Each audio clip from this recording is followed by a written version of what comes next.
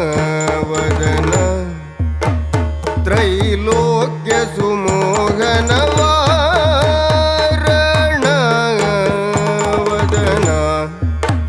ತ್ರೈಲೋಕ್ಯ ಸುಮೋಹನ ವಾರಣವದನ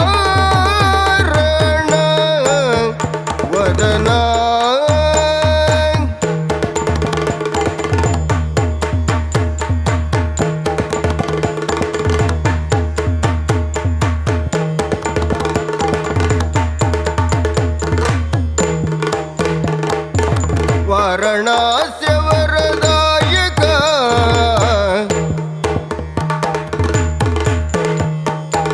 ವಾರಣಾಸ್ಯ ವರದಾಯಕ ಸನ್ನುತ ನಾರದಾದಿ ಮುನಿ ವಂದಿತ ಪದಯುಗ ವಾರಣಾಸ್ಯ ವರದಾಯಕ ಸನ್ನುತ ನಾರದಾದಿ ಮುನಿ ವಂದಿತ ಪದಯುಗ ವಾರಣಾಸ್ಯ ವರದಾಯಕ ಸನ್ನುತ ನಾರದಾದಿ ಮುನಿ ವಂದಿತ ಪದಯುಗ ವಾರಣಾಸ್ಯ ವರದಾಯಕ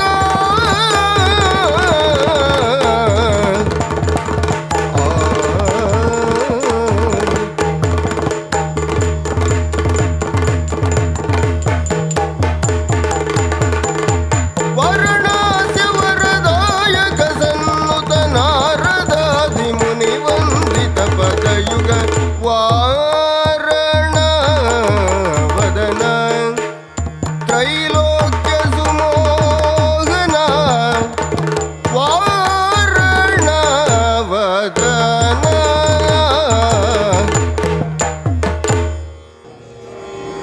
ಇಂದಿರೆಗೆ ತಲೆಬಾಗಿ ಪರಮಾನಂದ ಭಕುತಿಯೊಳ ಜನ ಧ್ಯಾನಿಸಿ ವಂದಿಸುವೆ ಶಾರದೆಗೆ ಶಕ್ರಾದಿ ಅಮರರಿಂಗರಗಿ ನಾಂದಿಯೊಳುವರ ವ್ಯಾಸ ಮುನಿ ಪದ ದ್ವಂದ್ವ ಕಾನತನಾಗಿ ನಾಂದಿಯೊಳುವರ ವ್ಯಾಸ ಮುನಿ ಪದ ದ್ವಂದ್ವ ಕಾನತನಾಗಿ ಕವಿಗಳ ಸಂದಣಿಗೆ ಬಾ ಬಂದು ಬೆಳುವೆನಿ ಕಥಾಮೃತವ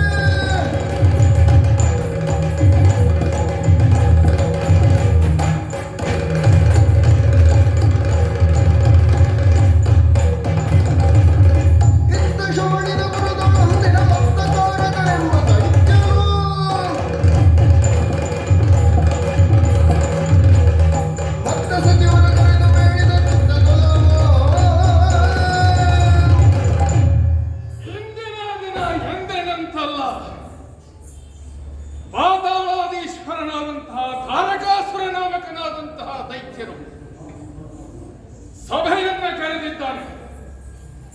ಜಂಬಾಸುರ ಅಲ್ಲಿ ಕುಳಿತಿದ್ದಾನೆ, ಕಾಲನೇಮಿ ಇಲ್ಲಿದ್ದಾನೆ, ಶಂಬರ, ಉರಗ ಕನ್ಯರು, ರಾಕ್ಷಸ ಸ್ತ್ರೀಯರು ಎಲ್ಲರೂ ತುಂಬಿ ತುಳುಕಾಡುತ್ತಿರುವಂತಹ ಈ ಸಭೆ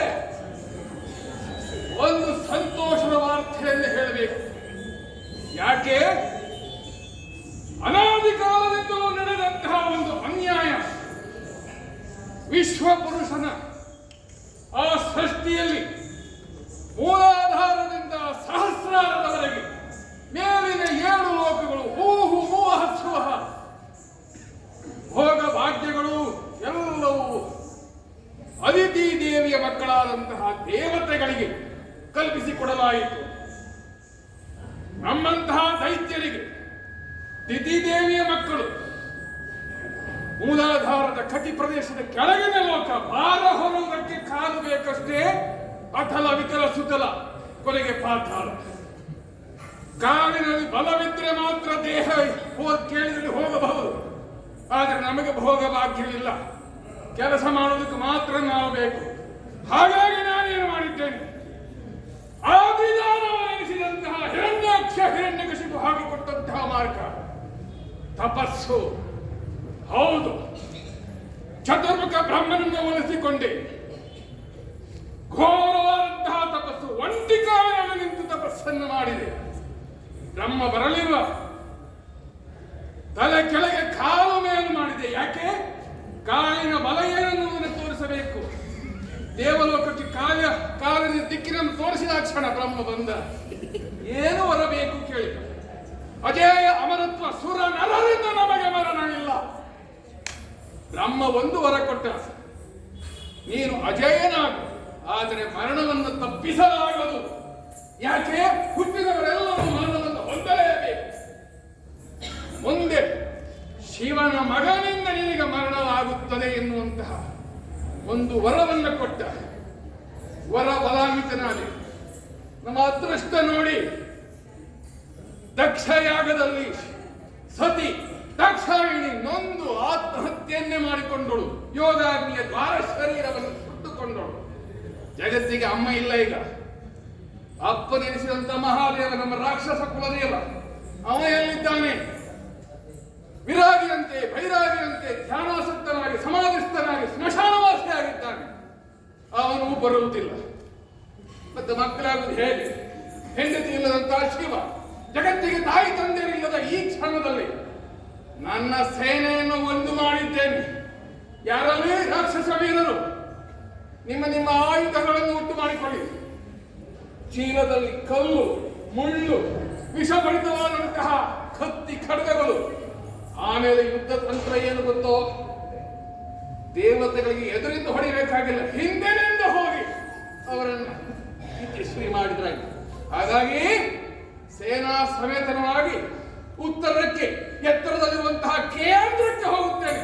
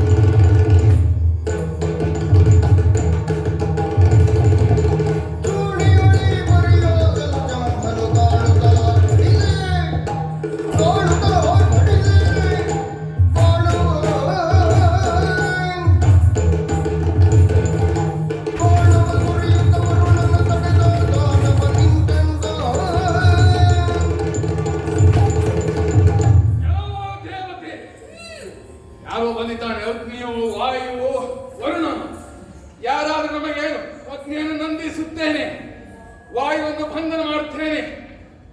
ವರುಣನನ್ನ ಶೈತ್ಯೀಕರಣ ಮಾಡಿ ಹಿಮಬಂಡೆಯನ್ನಾಗಿಸುತ್ತೇನೆ. ಯುದ್ಧ ಮಾಡ್ತೇನೋ? ಏನ್ ಮಾಡ್ತೇನೆ? ಏನೆಂದು ಸುರಿದ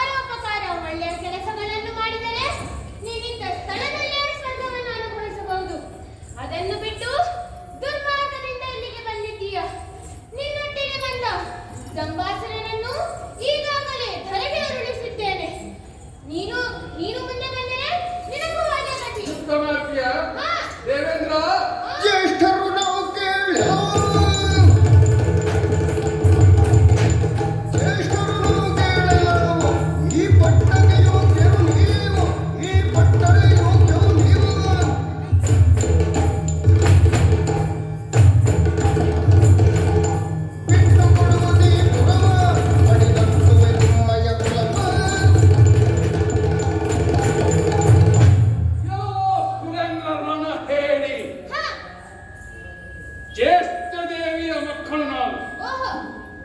ನೀವಾದರೂ ಅತಿಥಿ ದೇವಿಯ ಮಕ್ಕಳು, ಚಿಕ್ಕವರು, ಚಿಕ್ಕಮ್ಮನ ಮಕ್ಕಳು. ಸ್ವರ್ಗ ಭೋಗವನ್ನು ನೀವೊಬ್ಬರೇ ಅನುಭವಿಸಬೇಕೆ? ಇದೋ ಬಲಶಾಲಿಗಳಾಗಿ ಬಂದಿದ್ದೇವೆ. ಒಳ್ಳೆಯ ಮಾರ್ಗದಲ್ಲಿ ಸಿಂಹಾಸನವನ್ನು ನನಗೆ ಕೊಟ್ಟು ಕ್ಷಮೆಯಾಚಿಸಿದರೆ ನಿನಗೊಂದು ಉದ್ಯೋಗ ಕೊಡ್ತೇನೆ, ಇಲ್ಲವಾದರೆ ಯುದ್ಧವೇ.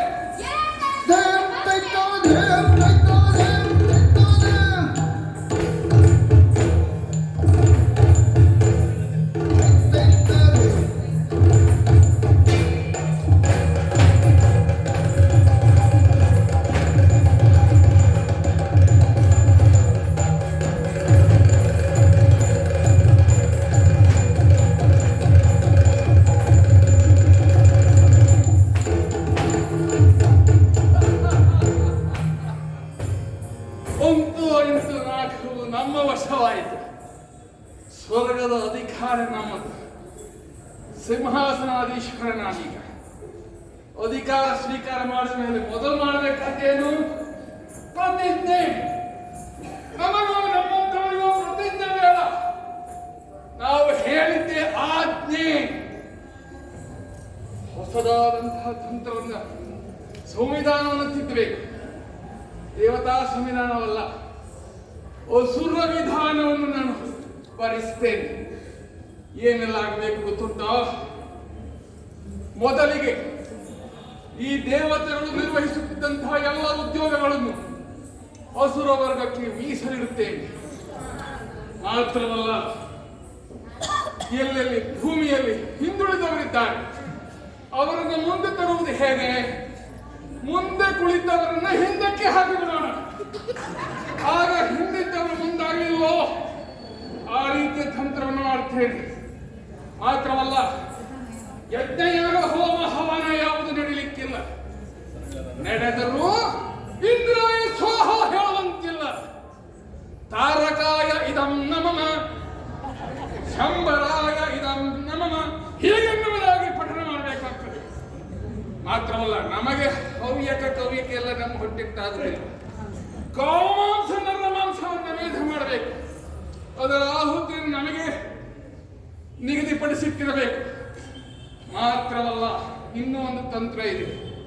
ಇಡೀ 14 ಲೋಕಗಳನ್ನು ಆಸುರೀಕರಣ ಮಾಡಬೇಕು. ಹೇಗೆ? ಪ್ರೇಮ ಯುದ್ಧವನ್ನು ಆರಂಭಿಸುತ್ತೇನೆ. ಅಸುರ ಪುರುಷರು ಹೋಗುತ್ತಾರೆ. ಎಲ್ಲೆಲ್ಲಿ ದೇವತೆಗಳ ಚಂದದ ಹೆಣ್ಮಕ್ಕಳು ಇರುತ್ತಾರೋ ಮೋಹಿಸಿ ವಿವಾಹವಾಗುವುದು, ಆಸುರೀಕರಣಗೊಳಿಸುವುದು. ನಂತರ ನನಗೆ ನೀನು ಬೇಡ ಎನ್ನುವುದಾಗಿ 3 ಬಾರಿ ಹೇಳಿ ಅವರನ್ನು ವಿಸರ್ಜಿಸುವುದು, ವರ್ಣಸಂಕರ ಮಾಡುವುದು. ಹೀಗೆ ಅನೇಕ ವಿಧವಾದಂತಹ ನನ್ನ ಕಾರ್ಯವೈಖರಿಯನ್ನು ನಾನು ಸುದ್ದಿ ಮಾಧ್ಯಮಗಳಿಗೆ ವಿಸ್ತರಿಸುವುದಕ್ಕಾಗಿ ಪಂಗಡವನ್ನು ಸಾರಿಸುತ್ತೇನೆ. ಯಾರಾದರೂ ನನ್ನ ವಿರುದ್ಧ ಮಾತಾಡಿದರೆ ದ್ವೇಷ ಭಾಷಣದ ನೆಪದಲ್ಲಿ ಅವರ ತಲೆ ಕಡಿದು ಕಾರಾಗೃಹಕ್ಕೆ ಶಾಕಿನಿ ಠಾಕಿನರಿಗೂ ಉಣಬಡಿಸುತ್ತೇನೆ. ಹೀಗೆನ್ನುವುದಾಗಿ ಎಲೆ ತೂಕಲೆ ನಭಮಂಡಲದಲ್ಲಿ ಆಕಾಶವಾಣಿ ಮೊಳಗಲಿ, ಲೋಕಲೋಕದಲ್ಲಿ ಈ ತರ ಪ್ರಚಾರವಾಗಲಿ. ಈಗಿನ ಒಡೆಯ ತಾರಕಾಸುರ.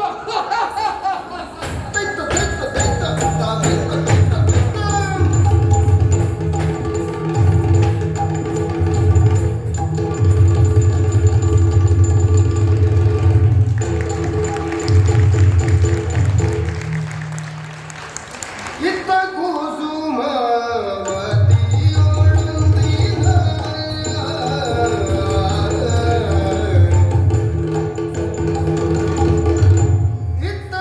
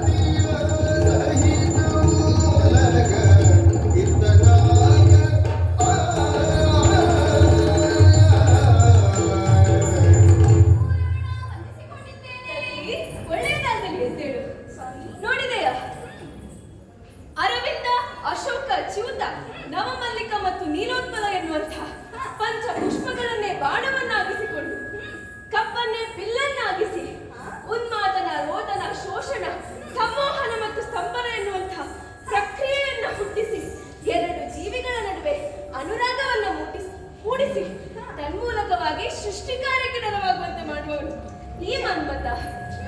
ಶ್ರೀಮನ್ನಾರಾಯಣನ ಕಾಯದಿಂದ ಜನಿಸಿದ ಕಾರಣ ಕಾಯಜ ಎನ್ನುವ ಹಾಗೆ, ಮನಸ್ಸಿನಿಂದ ಹುಟ್ಟಿದಂತಹ ಕಾರಣ ಮನಸ್ಸಿಜ ಎನ್ನುವಂತಹ ನಾಮವನ್ನು ಹೊತ್ತವಳು. ದಕ್ಷ ಪ್ರಜಾಪತಿಗಳ ಮಗಳಾಗಿ ರತಿಯೇ ನೆನೆಸಿ ನನ್ನನ್ನ ಮದುವೆಯಾಗಿ ನಾವಿಬ್ಬರು ಒಟ್ಟಿಗೆ ಸುಖಮಯ ದಾಂಪತ್ಯ ಜೀವನವನ್ನ ಕುಸುಮಾವತಿ ಎನ್ನುವಂತಹ ಈ ಪಟ್ಟಣದಲ್ಲಿ ನೆರವೇರಿಸುತ್ತಾ ಇದ್ದೇವೆ. ಸ್ವಾಮಿ, ಲೋಕದಲ್ಲಿ ಸತಿಪತಿಯರು ಹೇಗಿರಬೇಕು ಎನ್ನುವ ಹಾಗೆ ಹೇಳಿದರೆ ಜನರು ತೋರುವುದು ಈ ರತಿ ಮನ್ಮಥರಲ್ಲಿ ಅಲ್ವೇನೆ? ಕಾರಣ ಉಂಟು. ಏನದು? ನಾವಿಬ್ಬರು ಎಂದೂ ಸಹ ಒಬ್ಬರನ್ನೊಬ್ಬರು ಬಿಟ್ಟು ಇದ್ದದ್ದಿಲ್ಲ. ಸತ್ಯ ಸ್ವಾಮಿ, ಅಷ್ಟು ಮಾತ್ರ ಅಲ್ಲ, ಈ ಹೆಣ್ಣಿನ ಸೌಂದರ್ಯವನ್ನು ವರ್ಣಿಸಬೇಕಂತಾದರೆ ಜನರು ತೋರುವುದು ಹೇಳುವುದು ರತಿಯಷ್ಟೇ ಸುಂದರವಾಗಿದ್ಯಾ ಎನ್ನುವ ಹಾಗೆ. ಅಲ್ವೇನೆ? ಮಾತ್ರವಲ್ಲ, ಗಂಡಿನ ಚಂದವನ್ನು ಹೊಗಳಬೇಕೆನ್ನುವ ಹಾಗೆ ಹೇಳಿದರೆ ಮನ್ಮಥನಷ್ಟೇ ಚಂದ ಎನ್ನುವ ಹಾಗೆ ಅಲ್ವಾ? ಮನ್ಮಥ ಹೇಗೆ ಕಾಣಿಸುತ್ತಿದ್ದಾನೆ ಅಂತ ಕೇಳಿದರೆ ಮನ್ಮಥನಂತೆ. ಅವನಿಗೆ ಹೋಲಿಗೆಯಾಗುವಂತೆ ಮತ್ತೆ ಯಾರೂ ಸಿಗುವುದಿಲ್ಲ. ರತಿಗೆ ರತಿಯೇ ಸಾಟಿ ಎನ್ನುವಂತೆ ಲೋಕದವರು ಕೊಂಡಾಡುತ್ತಾರೆ. ಇನ್ನೊಬ್ಬರಲ್ಲಿ ಪ್ರೀತಿಯನ್ನು ಹುಟ್ಟಿಸುವುದು ನಾನು ಹೌದೇ ಆದರೂ ನನ್ನನ್ನು ವಿರೋಧಿಸುವವರು ಇದ್ದಾರೆ. ಆದರೆ ನಾನೇನು ಸಾಮಾನ್ಯದವರೇ ಹೇಳು? ಎನ್ನ ಮೀರುವರಿಲ್ಲ.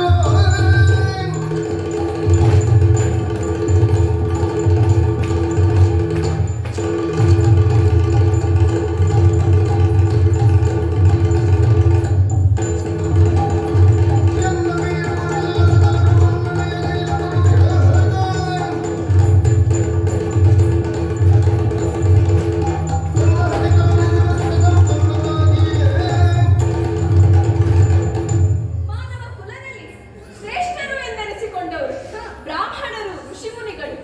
ಆದರೆ ಅವರೆಲ್ಲರೂ ನನ್ನನ್ನು ವಿರೋಧಿಸುತ್ತಾರೆ.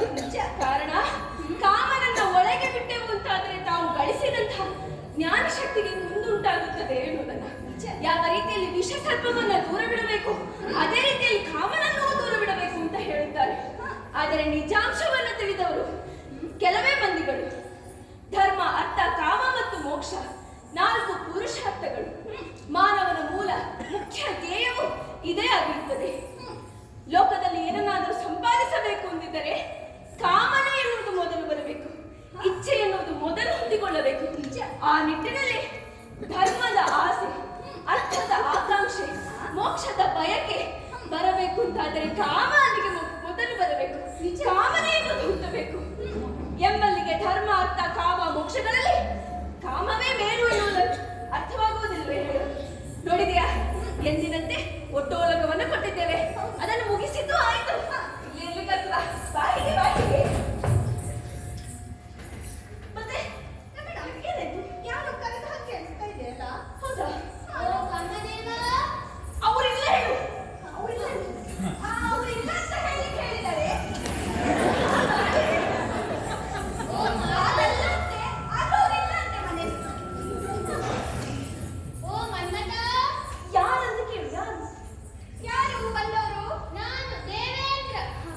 ಇವಿಂದ ಬರ್ಲಿಕ್ಕೆ ಒಳಗೆ ಒಳಗ್ಬರ್ಬೇಕಂತೆ, ಬನ್ನಿ. ತ್ವರಿತದಿ ನಡೆ ತಂದು ಸುರಬೋಲ.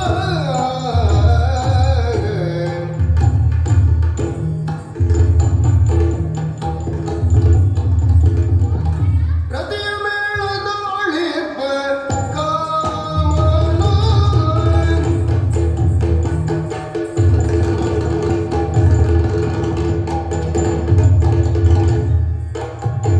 ರತಿಯ ಮೇಳದೊಳಿಪ ಕಾಮ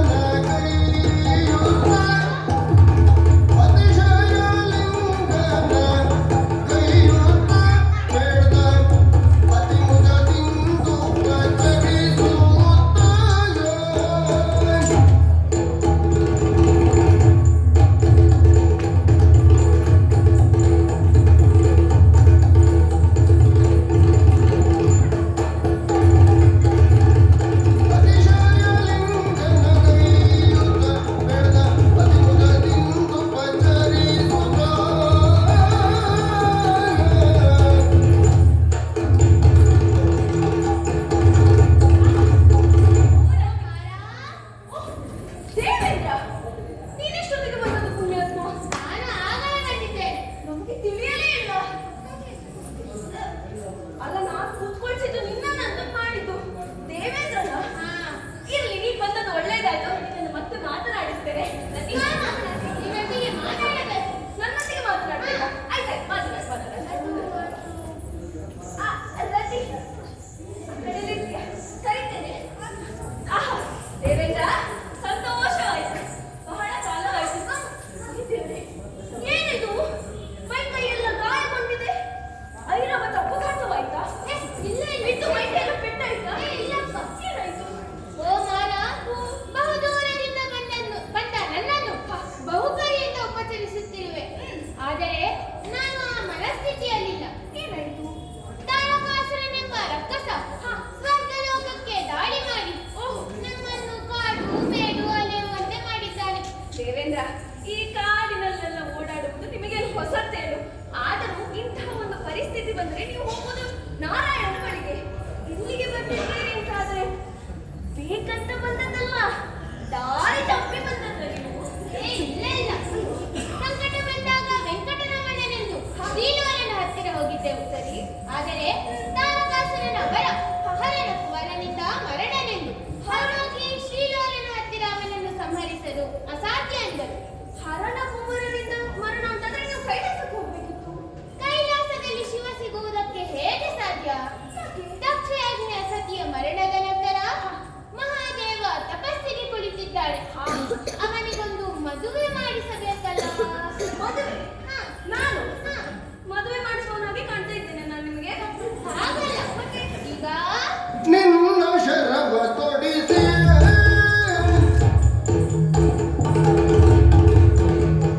ನಿನ್ನ ಶರವ ತೊಡಿಸಿ ತಪವನ್ನು ಚೆನ್ನಾಗಿ ಕೆಡಿಸಿ ತಪವನ್ನು ಚೆನ್ನಾಗಿ ಕೆಡಿಸಿ ಸನ್ನುತ ಜನರನ್ನು ಮನ್ನಿಪವಿರುವುದು ಸನ್ನುತ ಜನರನ್ನು ಮನ್ನಿಪವಿರುವುದು ನಿನ್ನದನುತ ಕರುಣಾರ್ಣವ ಕಳುಹಿದಾಗ ಸನ್ನುತ ಜನರನ್ನು ಮನ್ನಿಪವಿರುವುದು ನಿನ್ನದನುತ ಕರುಣಾರ್ಣವ ಕಳುಹಿದ ನಾಲಿಗೆ ಕೇಳ್ತಯದಿ ಓ ಮಾರ, ಪ್ರಪಂಚದಲ್ಲಿರುವವರಿಗೆ ಮಕ್ಕಳಾಗಬೇಕೆಂದರೆ ನೀನು ಮನಸ್ಸು ಮಾಡಬೇಕು. ಅಂದ್ರೆ ಹೆಣ್ಣು ಗಂಡಿನಲ್ಲಿ ಅನುರಾಗ ಮೂಡಿಸುವ ಶಕ್ತಿ ನಿನ್ನ ಸುಮಶರಗಳಿಗೆ ಮಾತ್ರ ಇರುವುದು. ಹಾಗೆ ಹೇಳು ಪುಣ್ಯಾತ್ಮ. ಏ ದೇವರೇ, ಈಗ ನಿನ್ನ ಸುಮಶರಗಳನ್ನು ಶಿವನ ಮೇಲೆ ಪ್ರಯೋಗಿಸಬೇಕು. ಅವನ ತಪವನ್ನು ಚೆನ್ನಾಗಿ ಕೆಡಿಸಬೇಕು. ಕೆಡಿಸುವುದು ಚೆನ್ನಾಗಿ ಕೆಡಿಸುವುದಂದ್ರೆ ಚೆನ್ನಾಗಿ ಕೆಡಿಸುವುದೆಂದರೆ ನಿನ್ನ ಸುಮಶರ ಕೆಲವರ ಹತ್ತಿರ ಹೋದರೆ ಸಾಕು, ಮದುವೆಯ ಹುಚ್ಚು ಹೆಚ್ಚಾಗುತ್ತದೆ. ಆದರೆ ಪರಶಿವ ಆ ಸ್ಥಿತಿಯಲ್ಲಿಲ್ಲ. ಓಹೋ, ಒಂದೆರಡು ಬಾಣ ಸಾಕಾಗ್ಲಿಕ್ಕಿಲ್ಲ. ಮತ್ತೆ ನಿನ್ನ ಪಂಚಶರಗಳನ್ನು ಅವನ ಮೇಲೆ ಪ್ರಯೋಗಿಸು. ಎಂತಹ ವಿಚಾರ. ಅಯ್ಯೋ ದೇವೇಂದ್ರ, ಎನಾಲು ನಕ್ಕನು ತ್ರಿಪುರ ವೈರಿಯ ಎನಲು ನಕ್ಕನು ತ್ರಿಪುರ ವೈರಿಯ ಕೆಳ ಕುವರ ನಾನೇ ತರವನು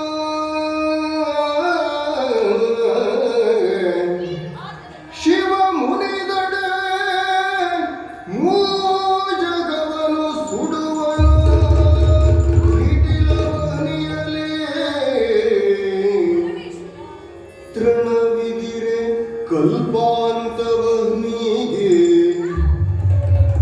ತೃಣವಿದಿರೆ ಕಲ್ಪಾಂತವನಿಗೆ ಗುಣವೇ ನಿನಗಿ ಮಾತು ಲೋಕಕ್ಕೆ ಸನ್ನುಮತವಿಲೆ ಸಲ್ಲ ಬೇಗದಿ ತೆರಳು ಮನೆಗೆ ಉಂಟ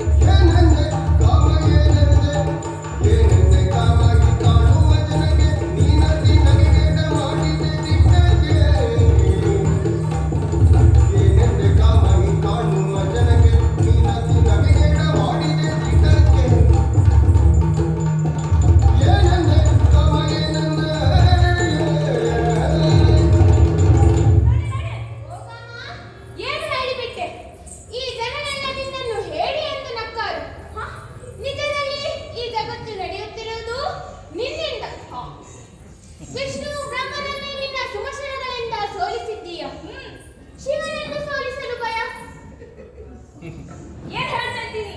ಸತೀಚಿ ಅವನ ಮೂಳೆಯನ್ನು ಕೊಟ್ಟು ಇಡೀ ಸುರರನ್ನೇ ರಕ್ಷಿಸಿದ್ದಾನೆ. ನೀನು ನಾರಿ ಸೀರೆಯ ಮರೆಯಲ್ಲಿ ಕುಳಿತಿದ್ದೀಯ. ಹರಿಯ ಮಗ ಕುರಿಯಾಗಿ ಹುಟ್ಟಿಬಿಟ್ಟ. ಮಾರ ಜನರು ದೇವರಿಗೆ ದೀಪವನ್ನು ಹಚ್ಚುತ್ತಾರೆ. ಬಿಡು ಬಿಡಲವೋ ಲೋಕ ಮೂರನಮ್ಮ.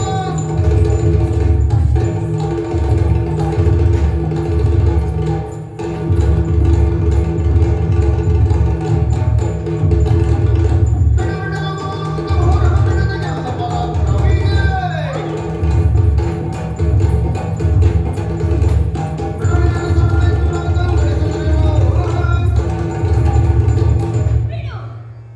ನಿನ್ನ ಪೀಠವನ್ನು ಕಸಿದುಕೊಂಡವರಿಗೆ ತಕ್ಕ ಶಾಸ್ತಿಯನ್ನು ನಾನು ಮಾಡುತ್ತೇನೆ. ದಾನವರಿರಲಿ, ದೇವತೆಗಳಿರಲಿ, ಋಷಿಮುನಿಗಳಿರಲಿ, ಮಾನವರಿರಲಿ, ಅಲ್ಲ ವಿಷ್ಣು ಬ್ರಹ್ಮಾದಿಗಳನ್ನೇ ನನ್ನ ಮಾಯೆಯಲ್ಲಿ ಸಿಲುಕಿಸಿದವನು ನಾನು. ಮಿಕ್ಕವರನ್ನ ಗಣನೆಗೆ ಎಣಿಸುವುದಿಲ್ಲ ನಾನು. ಇನ್ನು ನನ್ನಿಂದಾಗಬೇಕಾದಂತಹ ಕೆಲಸ ಏನು? ಪರಶಿವನ ತಪಸ್ಸು ಭಂಗ. ಆ ಕೆಲಸವನ್ನು ನಾನು ಮಾಡ್ತೇನೆ. ನಿಶ್ಚಿಂತನಾಗಿ ನಿಮ್ಮವರೆಲ್ಲ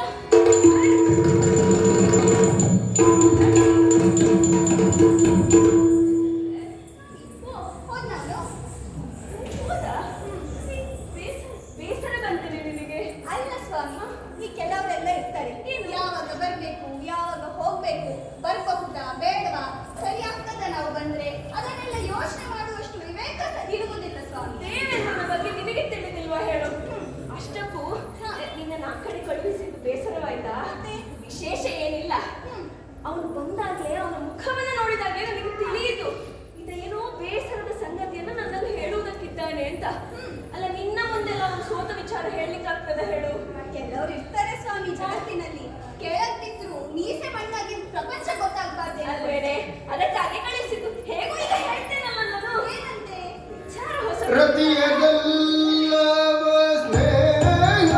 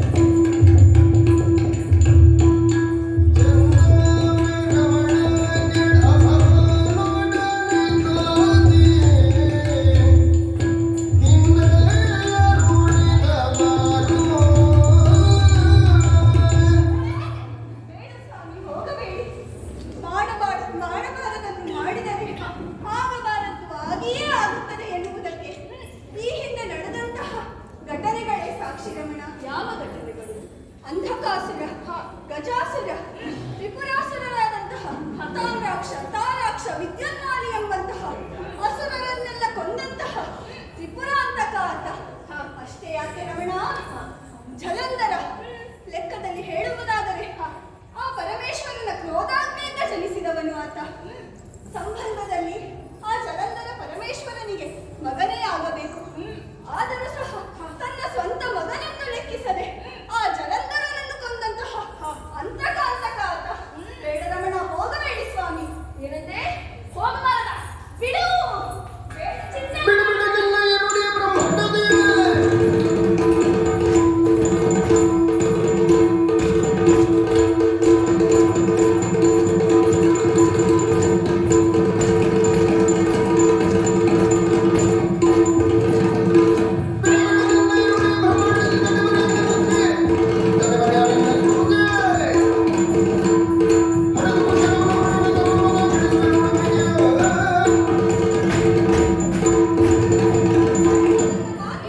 ದಯಮಾಡಿ ಹೋಗಬೇಡಿ ಸ್ವಾಮಿ. ನೀನು ಹೇಳಿದಂತಹ ವಿಚಾರಗಳನ್ನು ನಾನು ಒಪ್ಪಿಕೊಳ್ಳುತ್ತೇನೆ. ನೀನು ಹೇಳಿದ ಆ ಎಲ್ಲ ರಕ್ಕಸರನ್ನ ಪರಮೇಶ್ವರನು ಸುಮ್ಮನೆ ಬಿಡಲಿಲ್ಲ. ಆದರೆ ಅವರೆಲ್ಲರೂ ಯಾರು? ಅಧರ್ಮವನ್ನೇ ಪ್ರವೃತ್ತಿಯಾಗಿ ಬೆಳೆಸಿಕೊಂಡವರು, ಲೋಕಕ್ಕೆ ಕಂಟಕವಾಗುವಂತಹ ಕಾರ್ಯವನ್ನ ಸಗಿದವರು. ಇಂತಹ ದುಷ್ಕರ್ಮಕ್ಕೆ ತಕ್ಕುದಾದಂತಹ ಪಾಠವನ್ನೇ ಭಗವಂತ ಕಲಿಸಿಕೊಟ್ಟಿದ್ದಾನೆ. ಆದರೆ ನಾನು ಅಂತವನ್ನೇ ಹೇಳು, ಧರ್ಮಿಷ್ಠನಾಗಿ ಕಾರ್ಯೋನ್ಮುಖವಾಗಿ ಹೊರಟಿದ್ದೇನೆ. ಲೋಕ ಕಲ್ಯಾಣವನ್ನೇ ಉದ್ದೇಶವನ್ನಾಗಿರಿಸಿ ಹೊರಟು ನಿಂತಿದ್ದೇನೆ. ತಡೆಯಬೇಡ, ನನ್ನ ರಥವನ್ನ ಸಜ್ಜುಗೊಳಿಸು. ಇಲ್ಲಿ ಸ್ವಾಮಿ, ಅಷ್ಟು ಮಾತ್ರ ಅಲ್ಲ, ಪರಮೇಶ್ವರನನ್ನು ದ್ವಂದ್ವಾತೀತ ಎನ್ನುವ ಹಾಗೆ ಕರೆಯುತ್ತಾರೆ. ಕಾರಣ ಉಂಟು. ಏನದು? ಆತ ಕೊರಳಲ್ಲಿ ಧರಿಸಿರುವುದು ವಿಷಸರ್ಪವಾದಂತಹ ವಾಸುಕಿ. ಆದರೂ ಸಹ ಆ ಶಿವನಿಗೆ ಆ ವಿಷದ ಭಯವಿಲ್ಲವಂತೆ. ನಿಜ. ಮಾತ್ರವಲ್ಲ, ರುಂಡಮಾಲ ಆತ. ಆದರೂ ಸಹ ಮೈಲಿಗೆಯ ಯೋಚನೆ ಇಲ್ಲ ಅಂತೆ ಆತನಿಗೆ. ತಲೆಯ ಮೇಲೆ ಇರುವಂತಹದ್ದು ಚಂದ್ರ. ಸದಾ ಬೆಳದಿಂಗಳ ತಂಪನ್ನೇ ನೀಡುತ್ತಾನೆ ಆತ. ಆದರೂ ಸಹ ಕಿಂಚಿತ್ತು ವ್ಯಾಮೋಹವಿಲ್ಲ ಆ ಪರಮೇಶ್ವರನಿಗೆ. ಅಷ್ಟು ಮಾತ್ರ ಅಲ್ಲ, ನಿರಂತರವಾಗಿ ಗಂಗೆಯ ಶುದ್ಧ ಜಲದಿಂದ ಅಭಿಷೇಕಗೊಳ್ಳುವವನು ಆತ. ಅಷ್ಟಾಗಿಯೂ ಸಹ ಮಡಿವಂತಿಕೆಯ ಗರಿಮೆ ಇಲ್ಲ ಅಂತೆ ಆತನಿಗೆ. ಸ್ವಾಮಿ, ಇದೇ ರೀತಿಯಾಗಿ ಪ್ರೀತಿ, ಭೀತಿ, ಸುಖ, ದುಃಖ ಎಂಬಂತಹ ಸಂಘರ್ಷಗಳನ್ನು ಜಯಿಸಿದಂತಹ ಯೋಗಿ ಆತ. ಅವನೇನು ಸಾಮಾನ್ಯನೇ ರಮಣ. ಆತನು ಇಲ್ಲದೇ ಇರುವಂತಹ ಸ್ಥಳ ಯಾವುದಿದೆ ಈ ಲೋಕದಲ್ಲಿ ಅಲ್ವಾ? ಪ್ರಪಂಚದ ಅಣು ರೇಣು ತೃಣಕಾಷ್ಟಗಳಲ್ಲಿಯೂ ಆತ ನೆಲೆಸಿದ್ದಾನೆ. ರಮಣ, ಅಂತವನೊಂದಿಗೆ ಹೋರಾಡಿ ಗೆದ್ದು ಬರುವುದು ಅಷ್ಟು ಸುಲಭವಲ್ಲ ಸ್ವಾಮಿ. ನನ್ನ ಮಾತನ್ನು ಕೇಳಿ ರಮಣ. ಈ ಪ್ರಪಂಚದಲ್ಲಿ ಯಾವುದೇ ಹೆಣ್ಣಾದರೂ ತಾನು ದೀರ್ಘಕಾಲ ಸುಮಂಗಲಿಯಾಗಿ ಬದುಕಬೇಕು ಎನ್ನುವ ಹಾಗೆ ಬಯಸುತ್ತಾಳೆ.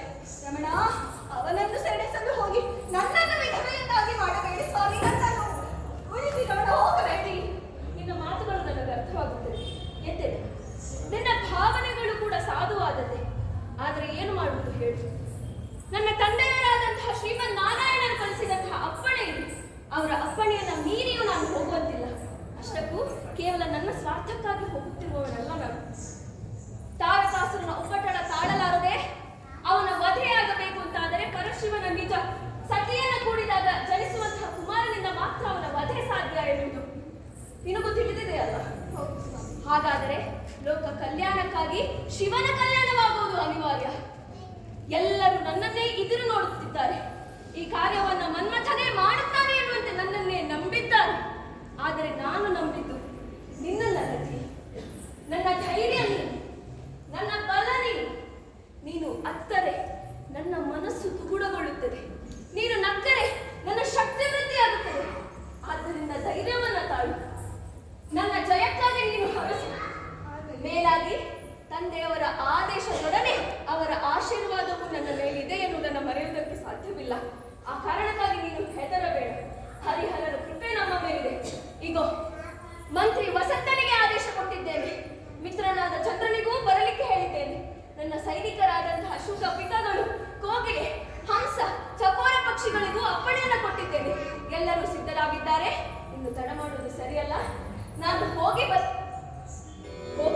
ಕೋಗಿಲೆಯ ಕೊಳವಕ್ಕಿ ಶುಕ ಪಿಕನ ಗಿಡುಗ ಹಂಸಯ ಚಕೋರ ಬಲೂಘ. ಕೋಗಿಲೆಯ ಕೊಳವಕ್ಕಿ ಶುಕ ಪಿಕನ ಗಿಡುಗ ಹಂಸಯ ಚಕೋರ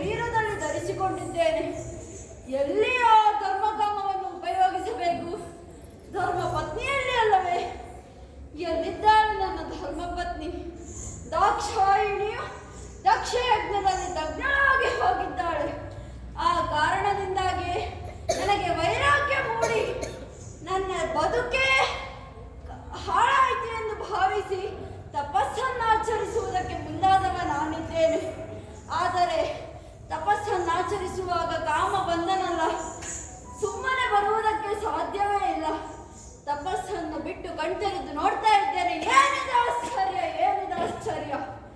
ವಾತಾವರಣವೇ ಬದಲಾಗಿ ಹೋಗಿದೆ. ಗಿಡ ಮರಗಳು ಹಸಿರಾಗಿವೆ. ಜೋಡಿ ಹಕ್ಕಿಗಳು ಚಿಲಿಪಿಲಿ ಗುಟ್ಟುತ್ತಾ ಇವೆ. ಈಗ ತಿಳಿತಾ ಇದೆ ಲೋಕ ಕಲ್ಯಾಣಕ್ಕಾಗಿಯೇ ಕಾಮ ಈ ಕೆಲಸವನ್ನು ಮಾಡಿದ್ದು ಎಂಬುದಾಗಿ. ಆದರೆ ಈ ಒಳ್ಳೆಯ ಉದ್ದೇಶವನ್ನು ಸಂಪೂರ್ಣವಾಗಿ ತಿಳಿದುಕೊಳ್ಳಬೇಕಾದರೆ ನನ್ನ ಕಾರ್ಯವನ್ನು ನಾನು ಕೈಗೊಳ್ಳಬೇಕು. ಎಲ್ಲಿದ್ದಾಳೆ ನನ್ನ ಮಡದಿ?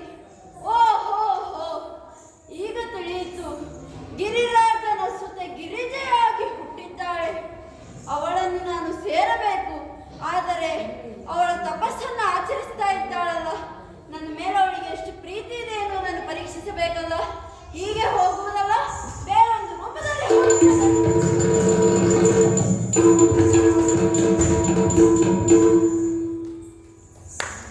ಹಣೆಗೆ ಭಸ್ಮ ಧರಿಸಿ ದರ್ಭಾಸನ ನಿರಾಹಾರದಲ್ಲಿ, ಹಣೆಗೆ ಭಸ್ಮ ಧರಿಸಿ ದರ್ಭಾಸನ ನಿರಾಹಾರದಲ್ಲಿ ಧ್ಯಾನಿಸುವನು ಮಮೆಯೇ. ವಿಪ್ರರೂಪದೊಳಗಿದೆ ಶಿವ ನುಡಿದ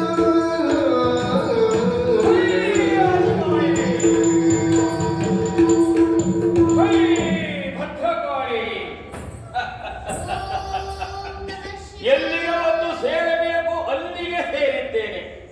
ಬೆಳ್ಳಿ ಬೆಟ್ಟದಿಂದ ಇಲ್ಲಿವರೆಗಾಗಿ ಬಂದದ್ದಾಯಿತು. ಈ ಪರಿಸರವನ್ನು ನೋಡುವಾಗ ಎಂತ ವಿಸ್ಮಯ ಇದು! ಯಾಕೆ ಶಿವಸ್ತುತಿಯು ಲೋಕದಲ್ಲೆಲ್ಲ ಸಂಚರಿಸಿದೆ. ಗಿಡ ಮರಗಳೆಲ್ಲವೂ ಶಿವಸ್ತುತಿಯನ್ನು ಮಾಡುತ್ತಾ ಇದೆ. ಏನಿದೆ ಆಶ್ಚರ್ಯ! ನಾನು ಪರೀಕ್ಷೆ ಮಾಡಬೇಕೆನ್ನುವಂತಹ ಗಿರಿಗೆ ಇಲ್ಲೇ ಇದ್ದಾಳೆ. ಹಾಗಾದ್ರೆ ನಾನ್ಯಾರು? ಶಿವನೇ ಆಗಿದ್ರು ವೇಷ ಮನುಷ್ಯ ಬಂದಿದ್ದೇನೆ. ಯಾಕೆ ಗಿರಿಜೆಗೆ ನಾನು ಯಾರು ಅಂತ ಗೊತ್ತಾಗಬಾರದು. ನಾನು ಯಾರು ಅಂತ ಗೊತ್ತಾದ್ರೆ ಅವಳ ತಪಸ್ಸಿನ ಫಲದ ಸಿಗುವುದಿಲ್ಲ. ಹಾಗಾದ್ರೆ ಈ ವೇಷವನ್ನು ಮರೆಸಿದ್ದೇನೆ. ನಾನು ಯಾರಂತ ಅವಳಿಗೆ ತೋರಿಸಬೇಕು. ಅವಳು ಏನು ಮಾಡ್ತಾಳೆ ಅಂತ ನೋಡ್ಬೇಕು. ಇಲ್ಲೇ ನಿಲ್ಲುವುದಲ್ಲ, ಎಲ್ಲೋ ಓಂ ನಮಃ ಶಿವಾಯ ಅಂತ ಕೇಳ್ತಾ ಇದೆ. ಅಲ್ಲಿವರೆಗಾಗಿ ನಡೀತೇನೆ.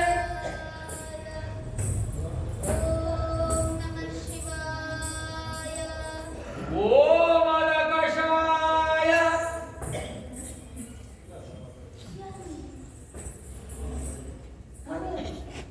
ಗೊತ್ತಾಗಲ್ವಾ? ಎಣ್ಣೆ ಏತಕಿ ಭಂಗದೊಳು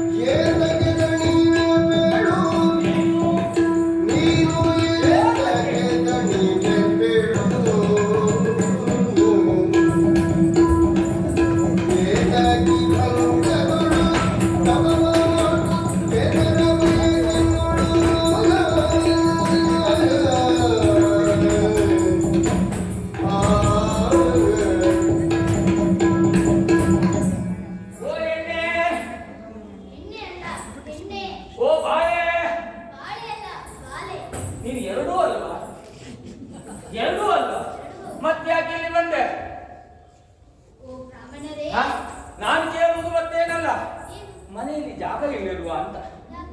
ಅಮ್ಮನ ಮೇಲೆ ಸಿಟ್ಟು ಮಾಡಿಕೊಂಡು ಬಂದು ಈ ಕಾಂತಾರದಲ್ಲಿ ಯಾರೂ ಇಲ್ಲ ಅಂತ ತಪಸ್ಸನ್ನು ಹಾಕ್ತಾ ಇತ್ತು. ಇನ್ನೇನಲ್ಲಪ್ಪ, ಈಗಿನ ಮಕ್ಕಳೇನು ನಮಗೆ ಇದು ಕೊಡ್ಲಿಲ್ಲ ಅದು ಕೊಡ್ಲಿಲ್ಲ ಅಂತ ಹೇಳಿದ್ರೆ ಸಿಟ್ಟು ಬರುವುದು, ಅದು ಬೇಕು ಅಂತ ಹಠ ಮಾಡುವುದು, ಇಲ್ಲಿ ಒಂದು ಕೂತ್ಕೊಳ್ಳೋದು. ಹಠಕ್ಕೆ ಅಪ್ಪ ಅಮ್ಮನವರು ಆಯ್ತು ತಗೋ ಅಂತ ಕೊಡ್ತಾನೆ. ಈಗ ಅರ್ಥ ಆಯ್ತು, ಹೀಗೆಲ್ಲ ಹಠ ಮಾಡಬಾರ್ದು. ನೀನು ಹೆಣ್ಣಾಗಿ ಈ ರೀತಿಯಲ್ಲಿ ಹಠ ಮಾಡಿದ್ರೆ ಲೋಕಕ್ಕೆ ಏನು ನೀನು ಹೇಳಿದಾಗ ಆಗ್ತದೆ. ಮತ್ತೆ ಅನ್ನಾಹಾರವನ್ನು ಬಿಟ್ಟು ತಿಂದು ಸರಿಯಾಗಿ ಬೆಳೆಯುವ ಕಾಲ, ಮದುವೆ ವಯಸ್ಸು. ಈಗ ಅದು ಊಟ ಬಿಟ್ರೆ ಗಂಡು ಮಕ್ಕಳು ಹಾಕಿದವರನ್ನು ಒಪ್ಪುವುದಿಲ್ಲ. ಹಾಗಾಗಿ ಊಟ ಅನ್ನವನ್ನು ಬಿಟ್ಟು ಈ ರೀತಿಯಾಗಿ ಅತಿ ಕಠಿಣ ತಪಸ್ಸನ್ನು ಆಚರಿಸ್ತಾ ಇದೆಯಾ? ಯಾವ ಉದ್ದೇಶ ಅಂತ ನನಗೆ ಅರ್ಥ ಆಗಲಿಲ್ಲ. ಯಾವ ಉದ್ದೇಶಕ್ಕಾಗಿ ಈ ವ್ರತವನ್ನ ಈ ಸಡಗರ ಮಾತೆಗೆ ಹುಸುರ ಸಾರು. ಏನು? ಸಡಗರ ಮಾತೆಗೆ ಹುಸುರ ಸಾರು. ಮೃಡನೊಡ ಮೂಡಲಿಗೆ ನೀನು ಮೃಡನೊಡ ಮೂಡಲಿಗೆ ತೊಡಗಿರ್ಬೆ ತಪವನ್ನು ನುಡಿಸದೆ ಸಾರತ್ತ. ಸಾರು. ಅರ್ಥ. ತೊಡಗಿರ್ಬೆ ತಪವನ್ನು ನುಡಿಸದೆ ಸಾರತ್ತ. ನಡೆಬೇಕೆಂದಳು ಅತ್ತ ನಡೆಬೇಕೆಂದಳು.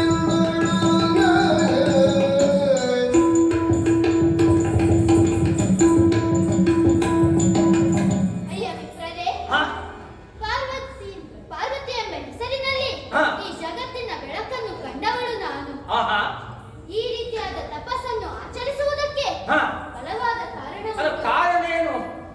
ಆ ಮೃಡನನ್ನು ಪತಿಯಾಗಿ ಪಡೆಯುವ ಉದ್ದೇಶದಿಂದ ಯಾರು? ಆ ಮೃಡ ಶಿವನನ್ನು ಈ ತಪಸ್ಸನ್ನು ಆಚರಿಸುತ್ತಾ ಇದ್ದೇನೆ. ಹಾ. ಹಾಗಾಗಿ ಹಾ. ದಯವಿಟ್ಟು ನನ್ನ ತಪಸ್ಸಿಗೆ ಭಂಗವನ್ನು ತರಬೇಡಿ. ದಯವಿಟ್ಟು ಇಲ್ಲಿಂದ ಹೊರಡಿ ಹೋಗಿ. ಬಹಳ ಗಡಿಬೇಡಿಯಲ್ಲಿದ್ದಾರೆ. ತಪಸ್ಸನ್ನು ಭಂಗ ತರಬಾರದು, ಹೋಗಿ ಅಂತಾಳೆ.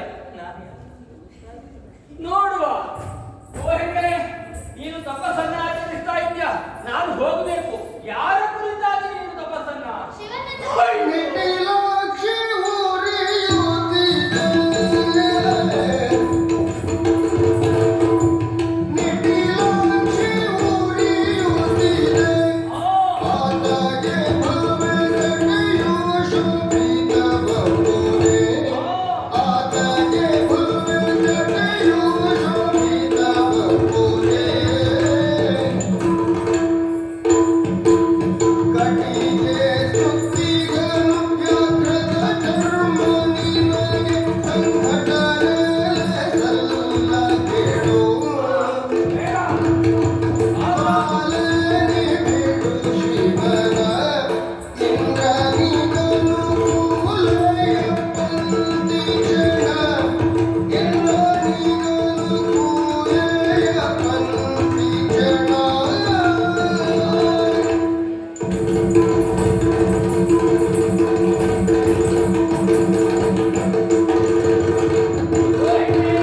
ಬೇಡಿ ಮಾಡುವೆ ದಿಕ್ಪಾಲ ಮುಖ್ಯರನ್ನ ಕಾಲಿಗೆ ರಾಗಿಸುವೆನು.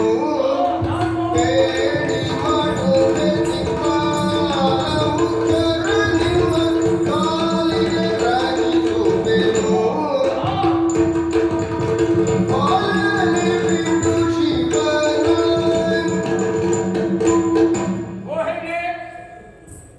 ಶಿವನ ಕುರಿತಾಗಿ ತಪಸ್ಸನ್ನ ಆಚರಿಸ್ತಾ ಇದ್ದೇನೆ. ಆತನನ್ನ ಸೇರಬೇಕು, ಮದುವೆ ಆಗಬೇಕೆನ್ನುವಂತ ಹಂಬಲ ನಿನ್ನದು. ಹೌದು. ಯಾರು? ಶಿವ.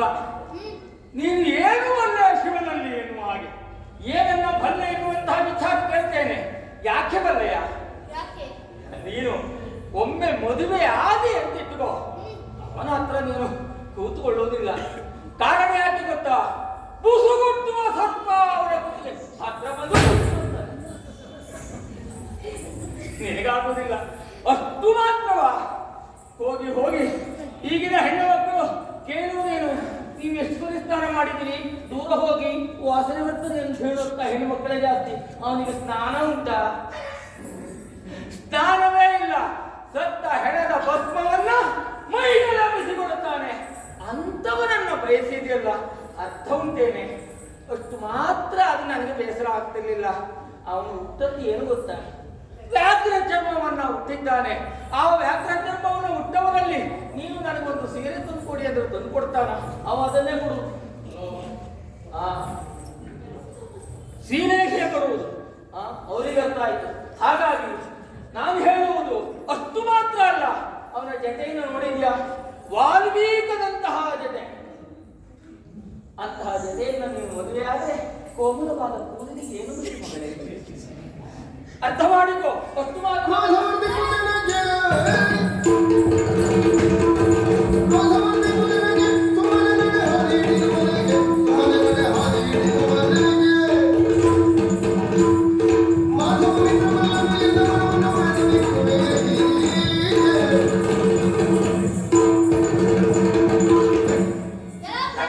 ನೀನು ಸಿಟ್ಟು ಮಾಡಬೇಡ. ಇನ್ನೂ ಹೇಳ್ತೇನೆ, ಆ ಶಿವನನ್ನ ಬಿಡು. ಅಷ್ಟು ಮಾತ್ರ ಯಾಕೆ ಬಿಡು? ಅವನನ್ನು ಬಿಟ್ಟಿ ಅಂತಾದ್ರೆ ಅಷ್ಟದಿಕ್ಪಾಲಕರಲ್ಲಿ ಯಾರನ್ನಾದ್ರೂ ನಿನ್ನ ಕಾಲಿಗೆ ಬೀಳಿಸಿ ಅದು ನಾನು ಮಾಡ್ತೇನೆ. ನಾನು ಮಾಡಿದ್ದೇನೆ. ವಿಜಯರಾಗಿದ್ದಿ ತಾವು ಇಂತಹ ಮಾತನಾಡ್ತಾ ಇದ್ದೀರಲ್ಲ. ಎಂತ ಮಾತು? ಈಶ್ವರನನ್ನೇ ನಿಂದಿಸುತ್ತಾ ಇದ್ದೀರಾ. ನಾನು ವಿಷಯ ಹೇಳ್ತೀನಿ. ದೈವನಿಂದನೆಯನ್ನು ಮಾಡ್ತಾ ಇದ್ದೀರಾ. ಯಾಕೆ? ಈಶ್ವರನ ಮಹಿಮೆ ಅಂತ ತಿಳಿಯದೆ ಮೂಢನಾಗಿ ವರ್ತಿಸ್ತಾ ಈ ಇದ್ದೀರಾ. ಈಶ್ವರನ ಬಗ್ಗೆ ಏನು ಗೊತ್ತು ಅಂತ ಏನ್ ಹೇಳಿದ್ರಿ ನೀವು? ಆತ ಮುಕ್ಕಣ್ಣ, ಅದು ಜ್ಞಾನದ ಕಣ್ಣು, ದೈವಿದತ್ತವಾದ ಕಣ್ಣು. ಅವನ ಕಣ್ಣನ್ನು ಬಿಟ್ಟು ಅಂತಾದ್ರೆ ನೀನೇನು ಹೆಂಡತಿಯಾಗಿರುವುದು? ಯಾರು ಇಲ್ಲ, ಭಸ್ಮ ಆಗಿ ಹೋಗ್ತೀಯ. ಅದು ಲೋಕಕ್ಕೆ ಜ್ಞಾನದ ಕಣ್ಣು ಆಗಿದೆ. ಮತ್ತೇನು ಹೇಳಿದ್ರಿ ನೀವು? ಏನ್ ಹೇಳಿದ್ರಿ? ವ್ಯಾಘ್ರ ಜನ್ಮವನ್ನು ಹುಟ್ಟಿದ್ದಾನೆ. ವ್ಯಾಘ್ರಾಸುರ ಹಾಗೂ ಗಜಾಸುರ ಅಹಂಕಾರದಿಂದ ಮೆರೆಯುತ್ತಿದ್ದರು. ಅಹಂಕಾರದಿಂದ ಮೆರೆದರೆ ಏನಾಗುತ್ತದೆ ಎಂಬುದಕ್ಕೆ ಸಾಕ್ಷಿ ಆತ ವ್ಯಾಘ್ರ ಚರ್ಮಾಂಬರಾಗಿದ್ದಾನೆ. ಸರ್ಪವನ್ನು ಗಟ್ಟಿಯಲ್ಲಿ ಹಾಕಿಕೊಂಡು ಘಟ ಸರ್ಪ ಅದು. ಲೋಕಕ್ಕೆ ಎಚ್ಚರವನ್ನು ನೀಡಲೋಸುಗ ವಿಷ ಇರುವಂತಹ ಸರ್ಪವನ್ನು ತನ್ನ ಕೊರಳಿಗೆ ಸುತ್ತಿಕೊಂಡಿದ್ದಾನೆ ನನ್ನ ಈಶ. ಬಹಳ ತಿಳ್ಕೊಂಡಿದ್ದಾಳೆ. ವಿಷಯ ತಿಳಿಯದ ನನ್ನ ಈಶನನ್ನು ಪಡೆಯಬೇಕೆಂದು ಬಯಸಿದವಳಲ್ಲ ನಾನು. ಇನ್ನೇನು ಹೇಳಿದ್ರಿ? ಏನು? ಜಟೆಯನ್ನು ಬಿಟ್ಟಿದ್ದಾನೆ. ಸ್ನಾನ ಮಾಡುವುದಿಲ್ಲ. ಬೂದಿ ಬಳಿಕ ಸದಾ ಗಂಗೆಯನ್ನು ತಲೆಯಲ್ಲಿ ಧರಿಸದ ಕಾರಣ ಆತ ಗಂಗಾಧರ. ಇನ್ನೇನು ಹೇಳಿದ್ರಿ? ಭಕ್ತನನ್ನು ಶಿರದಲ್ಲಿ ಹೊರಬಲ ಎಂಬುದಕ್ಕೆ ಸಾಕ್ಷಿ ಆತ ಸೋಮೇಶ್ವರ. ಸ್ಮಶಾನದಲ್ಲೇ ಇರುವವನು. ಸ್ಮಶಾನ ಯಾರಿಗೂ ಬೇಡವಾದಂತಹ ಸ್ಥಳ. ಆ ಸ್ಥಳವನ್ನು ನನಗೆ ಇರಲಿ ಎಂದು ಆಯ್ಕೆ ಮಾಡಿಕೊಂಡಿದ್ದಾರೆ ನನ್ನವರು. ಓಹೋ, ಇಷ್ಟೆಲ್ಲ ಶಿವನ ಬಗ್ಗೆ ತಿಳಿದವಳು ನೀನು. ಹೌದು. ಭಸ್ಮವನ್ನು ಧರಿಸ್ತಾರೆ ಅಂತ ಹೇಳಿದ್ರಿ. ಎಲ್ಲರೂ ಅಂತಿಮವಾಗಿ ಆಗುವುದೇ ಭಸ್ಮ. ಅಹಂಕಾರವನ್ನು ನಾಶ ಮಾಡಿ ಆಗುವುದೇ ಭಸ್ಮ. ಅಂತಹ ಭಸ್ಮವನ್ನು ನನ್ನವರು ತನ್ನ ಶಿರದಲ್ಲಿ ದೇಹದಲ್ಲಿ ಎಲ್ಲ ಧರಿಸ್ತಾರೆ. ಇದನ್ನೆಲ್ಲ ಹೇಳಿಯೂ ನಿಮಗೆ ಪ್ರಯೋಜನವಿಲ್ಲ. ನೀನೀಗ ಹೇಳಿದ್ದು ನನಗೆ ಅವನ ಬಗ್ಗೆ ಅಷ್ಟು ನನಗೆ ಹೇಳಿದ್ದು ಸಮಂಜಸ ಕಾಣಲಿಲ್ಲ. ಆದ್ರೆ ಅವನಿಗಿಂತಲೂ ಅವನು ಚಂದವೂ ಅಲ್ಲ, ಅವನು ನೋಡ್ಲಿಕ್ಕಾಗ್ತದೆ. ಚಂದ ನೋಡು, ಅವನಿಗಿಂತಲೂ ಅಷ್ಟದಿಕ್ಪಾಲಕರಿದ್ದಾರೆ. ಅವ್ರು ಯಾರೂ ಬೇಡ ಅಂದ್ರೆ ಇನ್ನೊಬ್ಬ ಇದ್ದಾನೆ. ಯಾರು ಗೊತ್ತಾ? ಅಜಾನುಬಾಹು, ವಿಶ್ವಸುಂದರ ಮಹಾಜ್ಯೋತಿಷಿ, ಹಸ್ತಸಾಮುದ್ರ ಶಾಸ್ತ್ರವನ್ನು ಬಲ್ಲವನು. ಅವನೇ ನಾನು ಆದಿತ. ಇಷ್ಟೊತ್ತು ಮಾತಾಡ್ಲಿಕ್ಕೆ ಬಿಟ್ಟದೇ ಹೆಚ್ಚಾಯ್ತು. ಇಲ್ಲಿಂದ ಹೋಗ್ತಿರೋ ಇಲ್ವೋ?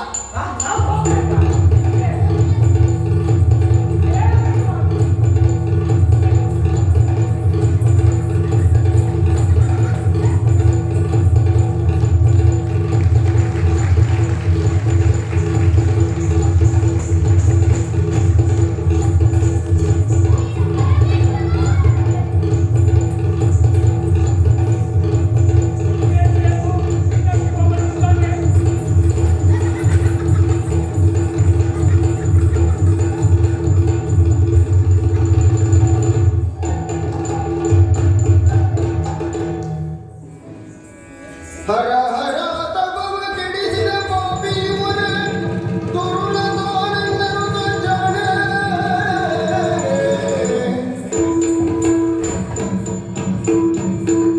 ದೇವರ ದೇವನೇ ನಿನ್ನ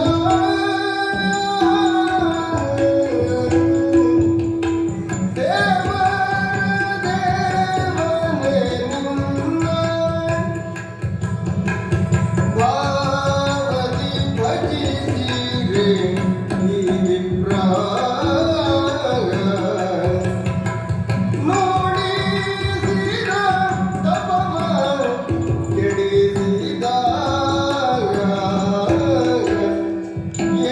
ಬಂದ ನೀವನಿಲ್ಲಿಗೆ ಏಕೆ ಬಂದ ನೀವನಿಲ್ಲಿಗೆ ಶ್ರೀಕರ ಮಾಧವನ ಸಖನಾಗ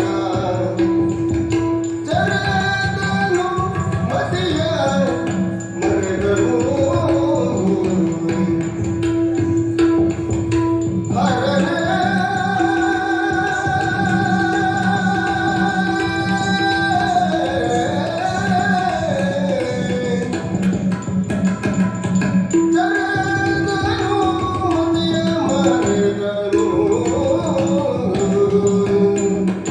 ಇದೇನಾಗಿ ಹೋಯಿತು? ದೇವ, ನಿನ್ನನ್ನು ಏಕೋ ಭಾವದಿಂದ ತಪಸ್ಸು ಮಾಡ್ತಾ ಇದ್ದವಳು ನಾನು.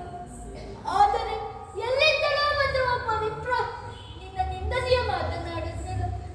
ಅದನ್ನು ಕೇಳಿ ನಾನೂ ಕೋಪಕ್ಕೆ ಒಳಗಾದಳು.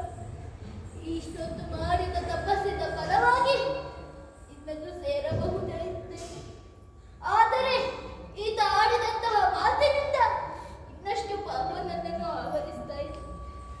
ಒಮ್ಮೆ ನೋಡಿದರೆ ನನ್ನ ದೇವರೇ ಕಾಣಿಸ್ತಾ ಇದ್ದಾರೆ, ಇನ್ನೊಮ್ಮೆ ನೋಡಿದರೆ ಅವಿಬ್ಬರು ಕಾಣಿಸ್ತಾ ಇದ್ದಾರೆ. ದೇವ, ಇನ್ನೆಷ್ಟು ನನಗೆ ಈ ಪರೀಕ್ಷೆ? ಕರುಣಾನಿಧಿ ಸುರಧೇನು ಗಂಗಾಧರ ಸದಾಶಿವ ಮನದಿ ಕರಗುತ್ತ ಭರದಿ ನಿಜ ರೂಪಿಂದಲಾಕೆಯ ಕರವ ಬಿಡಿದೆಂದ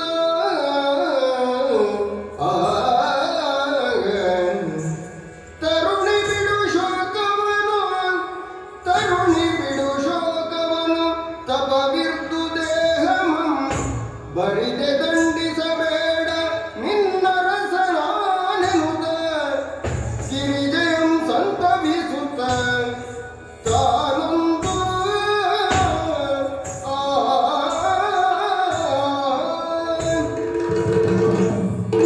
ಗಿರಿಜೆ, ಇನ್ನು ನೀನು ತಪಸ್ಸನ್ನು ಆಚರಿಸಿ ನಿನ್ನ ದೇಹವನ್ನು ದಂಡಿಸಬೇಕಾಗಿರುವಂತಹ ಅಗತ್ಯವಿಲ್ಲ. ನೀನು ನನ್ನನ್ನು ಪಡೆಯಲು ಸುಲಭವಾಗಿ ತಪಸ್ಸನ್ನು ಆಚರಿಸಿದ್ದೀಯ ಎಂಬ ವಿಷಯವನ್ನು ನಾನು ಅರಿತುಕೊಂಡಿದ್ದೇನೆ. ಆದರೆ ನಿನಗೆ ನನ್ನ ಮೇಲೆ ಎಷ್ಟು ಪ್ರೀತಿ ಇದೆ ಎಂಬುದನ್ನು ಪರೀಕ್ಷಿಸಬೇಕಲ್ಲ. ಆ ಕಾರಣದಿಂದಾಗಿ ಬ್ರಾಹ್ಮಣನ ರೂಪದಲ್ಲಿ ಬಂದವ ನಾನೇ ಇದ್ದೇನೆ. ನನ್ನ ಪರೀಕ್ಷೆಯಲ್ಲಿ ನೀನು ಉತ್ತೀರ್ಣಳಾಗಿದ್ದೀಯ. ಇಡೀ ಜಗತ್ತೇ ಗಿರಿಜಾ ಕಲ್ಯಾಣಕ್ಕಾಗಿ ಕಾಯುತ್ತಾ ಇದೆ. ಇದು ಕೇವಲ ನಮ್ಮ ಕಲ್ಯಾಣವಲ್ಲ, ಲೋಕ ಕಲ್ಯಾಣ. ಈ ವಿಚಾರವನ್ನು ದೇವೇಂದ್ರ ನಿನ್ನ ತಂದೆಗೆ ತಿಳಿಸಿದ್ದಾರೆ. ಮದುವೆಗೆ ಬೇಕಾಗಿರುವಂತಹ ಸಿದ್ಧತೆಗಳೆಲ್ಲವೂ ನಡೆಯುತ್ತಾ ಇದೆ. ಶುಭ ಮುಹೂರ್ತವೊಂದನ್ನು ನೋಡಿ ನಾವಿಬ್ಬರು ವಿವಾಹವಾಗೋಣವಂತೆ. ಆದಿಮೂರ್ತಿ ಶಂಕರಗೆ ವೇದವೇದ್ಯಗೆ ಶುಭಕರಗೆ ಆದಿಮೂರ್ತಿ ಶಂಕರಗೆ ವೇದವೇದ್ಯಗೆ ಶುಭಕರಗೆ ಮಾಧವ ಭಗಿನಿ ಸದಾಶಿವೆ ಉಮೆಗೆ ಸಾಧು ಸಜ್ಜನರ ಪೊರೆವ ಮಂಗಳೆಗೆ ವಿನೋದದ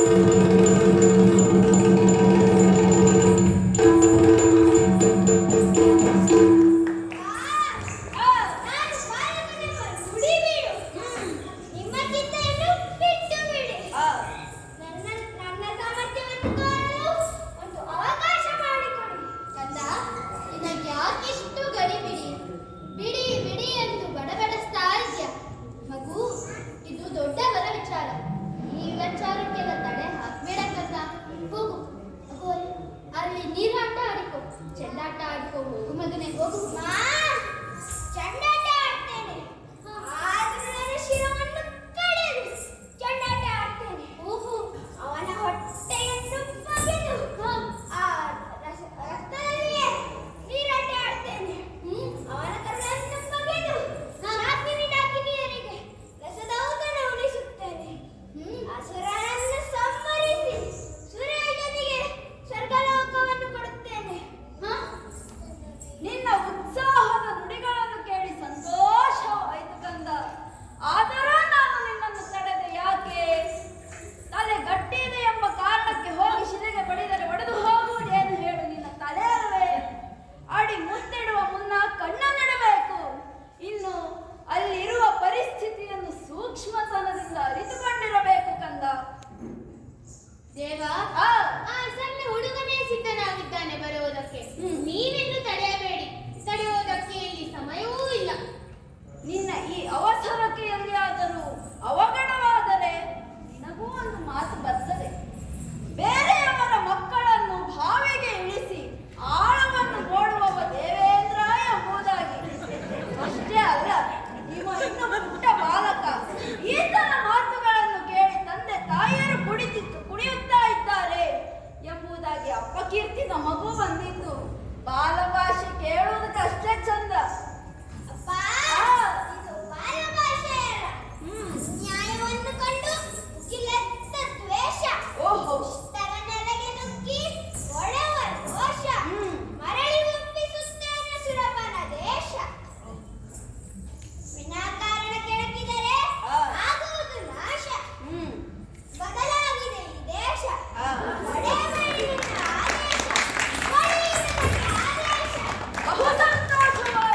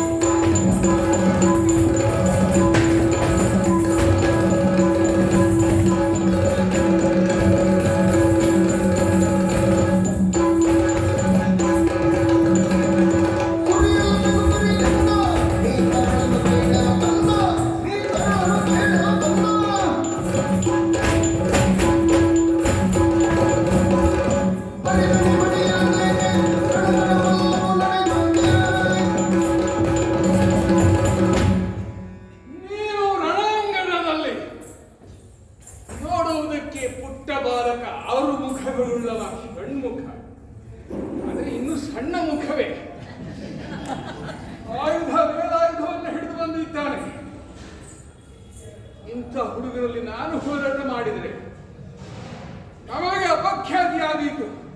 ನಮ್ಮಂಥ ಕೈಲೋಖ್ಯಾದೀಶ್ವರರು ಮಕ್ಕಳನ್ನ ಬಲಿ ಕೊಡ್ತಾ ಇದ್ದಾರೆ. ಬಾಲಕ, ಒಳಗೆ ಅರಮನೆಯಲ್ಲಿ ಅಡುಗೆ ಮನೆಯಲ್ಲಿ ರುಚಿ ರುಚಿಯಾದ ತಿಂಡಿ ತಿನಿಸುಗಳಿದ್ದಾವೆ. ಯುದ್ಧ ಬೇಡ, ಹೋಗು ಸುಮ್ಮನೆ ಎಲ್ಲೇ ದೇವೇಂದ್ರ. ಬಾಲಕನ ಹುಡುವುದಿನ್ನು ತೋರಿದ್ದು.